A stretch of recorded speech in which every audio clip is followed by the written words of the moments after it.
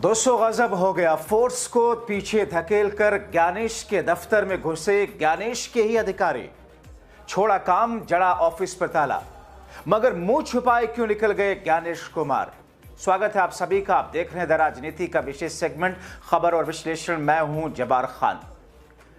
तो क्या दोस्तों, अब देश के अंदर बिहार विधानसभा चुनाव के नतीजे आने के बाद में जिस तौर पर आक्रोश है, उसमें चुनाव आयोग से दो हाथ करने के लिए अब जनता के साथ में चुनाव के अंतर्गत चुनाव आयोग के साथ जुड़े हुए लोग भी सामने आ गए। आखिर ज्ञानेश कुमार के चुनाव आयोग के अंतर्गत काम करने वाले लोगों ने ही चुनाव आयोग के दफ्तर को क्यों घेर लिया, और यह सब कुछ दिन दहाड़े हुआ। आखिर क्यों पुलिस फोर्स से हाथापाई करने के बाद में उनको पीछे धकेल करके दफ्तर में जबरन घुसे ज्ञानेश के अंतर्गत काम करने वाले अफसरान। आखिर क्या है ये पूरा का पूरा माजरा, और ममता बनर्जी से लेकर राहुल गांधी इन तमाम चीजों पर किस तौर पर अपने सहयोग के साथ में आगे बढ़ते हुए लाखों लोगों के साथ निकल रहे हैं, विस्तार से दोस्तों आपको बताते हैं। दोस्तों, सामान्य जीवन में भी अगर आप किसी काम को बेहतर तरीके से करें, पूरे डेडिकेशन के साथ, ईमानदारी के साथ, हूबहू जिस चीज की जरूरत है वैसा करें, और उसके बावजूद साल भर पढ़ाई करने के बावजूद अगर आप एग्जामिनेशन में पास ना हो पाए, तो फिर आपको लगेगा कहीं कुछ गड़बड़ी है। लेकिन दूसरी बार भी जब मौका आए, आप पहले दिन से उन तमाम चीजों की तैयारी करें, कोशिश करें, मेहनत करें, हर एंगल से उसकी जांच परख करें, उसके बावजूद भी पहले के मुकाबले रिजल्ट ज्यादा बुरा आए, तो फिर आपको लगेगा कि साहब कहीं ना कहीं कुछ ना कुछ तो गड़बड़ है। और फिर जब आप उसकी जांच पड़ताल करें और उसमें पता है चला जो पूरा का पूरा मैनेजमेंट है, उसके भी कुछ लोग कह रहे हैं कि कुछ ना कुछ गड़बड़ तो है, तो फिर दोस्तों आक्रोश उठता है, फिर फ्रस्ट्रेशन बाहर आता है, और फिर उस आक्रोश में, उस फ्रस्ट्रेशन में कहीं ना कहीं कुछ ना कुछ ऐसी चीजें होती हैं जैसा कि यहां पर चुनाव आयोग के दफ्तर के बाहर होती हुई दिखाई दी। आम जनता की बात तो छोड़िए, वोटरों की बात तो छोड़िए, अब खुद चुनाव आयोग के अंतर्गत काम करने वाले लोग ही चुनाव आयोग से न सिर्फ नाराज हैं बल्कि आक्रोशित होकर के दो हाथ करने के लिए सामने आ गए हैं। और कहा तो यहां तक गया कि जब पुलिस से उनकी भिड़ंत होने लगी, जबरदस्ती दफ्तर में घुसने की कोशिश करने लगे, और उसके बाद में आखिरकार पुलिस उनको रोकने में कामयाब भी नहीं हुई। दोस्तों माजरा देख करके, जान करके आप सन्न रह जाएंगे। लेकिन उससे पहले आप जानें दोस्तों कि किस तौर पर राजस्थान हो, केरला हो, तमिलनाडु हो, किस तौर पर पश्चिम बंगाल हो, या फिर बीते महीनों में बिहार, आप एक आंकड़ा उठा करके देख लीजिए। आपके हाथ में मोबाइल फोन होगा, एक गूगल कर लीजिए, या रोजाना पोर्टल, टीवी, अखबारों में, या हमारे जैसे पत्रकार आपके सामने वो आंकड़े रखते हैं। 28-30 से ज्यादा लोगों की मौतें हो चुकी हैं। चुनाव आयोग के गलत फैसले, चुनाव आयोग की थेथरई और चुनाव आयोग की सारी कोशिशें सत्ता पक्ष के लिए निछावर करने के तौर पर। इसीलिए दोस्तों, जब यह आक्रोश उठा है, तो इस आक्रोश में राहुल गांधी और ममता बनर्जी अपने लोगों के साथ में भी सड़कों पर उतर रहे हैं। आज 25 नवंबर है, और महज दोस्तों 18 घंटों के बाद में सड़कों पर जनसैलाब उमड़ने वाला है देश की राजधानी दिल्ली, और यही नजारा देश के सभी राज्यों में होने वाला है। मगर दोस्तों इस बीच में हुआ क्या है आपको बताएं। बीएलओस की, या जो भी चुनाव आयोग के अंतर्गत जुड़ करके काम कर रहे हैं, उनके हालात कैसे हैं। कोई ब्रेन स्ट्रोक के साथ में किसी को मौत आ रही है, किसी का ब्रेन हैमरेज हो रहा है दोस्तों, किसी की जिंदगी खत्म हो रही है ब्रेन स्ट्रोक की वजह से, किसी को हार्ट अटैक आ रहा, जीवन लीला समाप्त हो रही है, और कोई फ्रस्ट्रेशन में अपनी जीवन लीला की डोर को तोड़ दे रहा है। ऐसी स्थिति में दोस्तों पश्चिम बंगाल एक ऐसा राज्य जहां पर एनडीए की सरकार नहीं है इस वक्त, और जहां पर सबसे ज्यादा आक्रोश है। चुनाव आयोग के दफ्तर को पश्चिम बंगाल में वहां के बीएलओस ने और चुनाव आयोग के अंतर्गत काम करने वाले लोगों ने ही पहुंच करके घेर लिया। क्योंकि चुनाव आयोग इस वक्त बीजेपी की, एनडीए की सरकार हो या गैर एनडीए की वाली सरकार के प्रदेश हो, हर जगह चुनाव आयोग को स्पेशल प्रोटेक्शन चाहिए।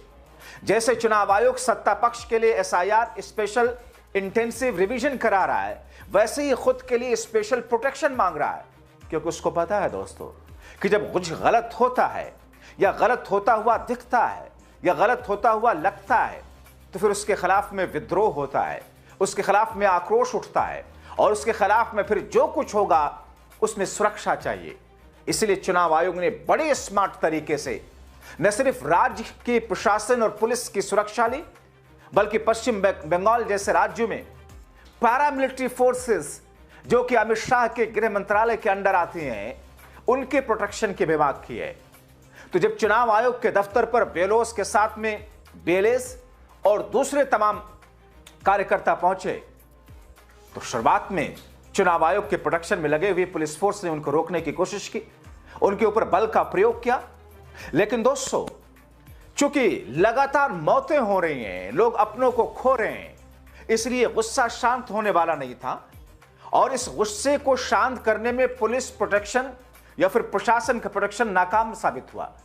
और इसीलिए दोस्तों जबरन शुरुआत में इन्होंने चुनाव आयोग के दफ्तर के बाहर ताला भी जड़ा, लेकिन फिर चुनाव आयोग के अधिकारियों से मुलाकात करने के लिए जबरन ऑफिस के अंदर भी घुसे, पुलिस फोर्स और बुलानी पड़ी बावजूद। और ये सब कुछ रात के अंधेरे में नहीं, दिन के उजाले में हो रहा था।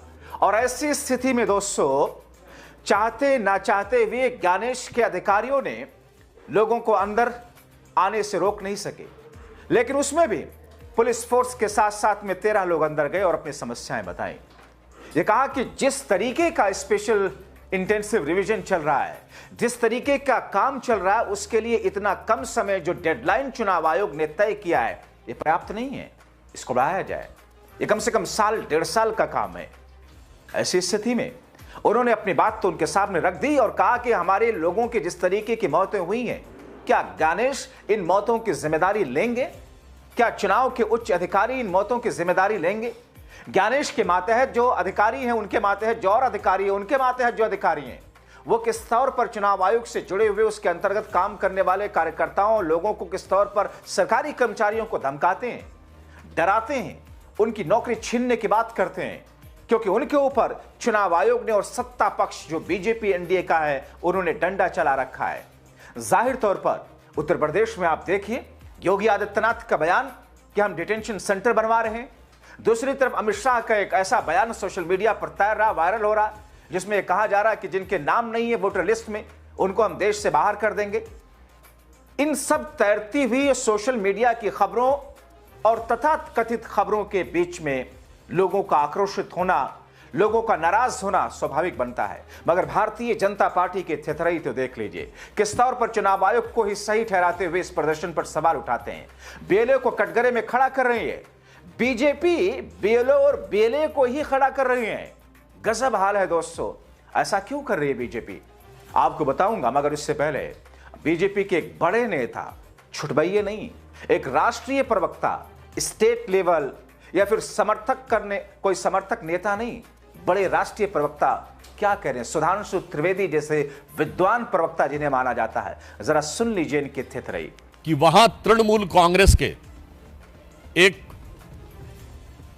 बूथ लेवल एजेंट जमीरुल इस्लाम मुल्ला पर यह आरोप लगता है कि वो सीधे बूथ लेवल अधिकारी को फोन पर धमका रहे हैं और मीडिया में इस प्रकार का न सिर्फ विषय बल्कि बहुत सारी चीजें भी पब्लिक डोमेन में अवेलेबल हो रही हैं, जिनमें कथित रूप से उनके द्वारा धमकाए जाने की वीडियो और आवाज भी अवेलेबल है।